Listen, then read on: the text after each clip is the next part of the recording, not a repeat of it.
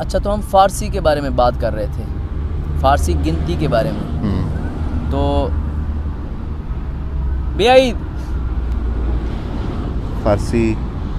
फ़ारसी में जो गिनती है, फार्मूला है, कानून है, उसके बारे में। हाँ, फ़ारसी में जो 1 से लेकर 20 तक का जो फार्मूला है वो मुख्तलिफ है, फ़र्क करता है, जिस तरह इंग्लिश में भी है।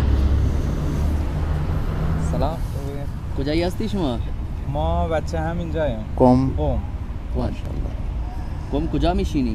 ما سمت نیروگاه. نیروگاه؟ آره. یعنی متولد قمی؟ نه، ما توی شهر دیگه به دنیا اومدیم ولی قم زندگی میکنیم. خوب. چند سالتونه؟ من 30 سالتونه. بیایید برادر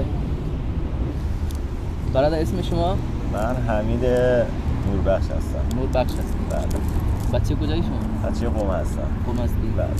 خوب. چند سالتونه؟ من 28 سالمه. 28 سالتونه. یکم بیاید جلو. ما اهل کجایی؟ چیکار می‌کنید؟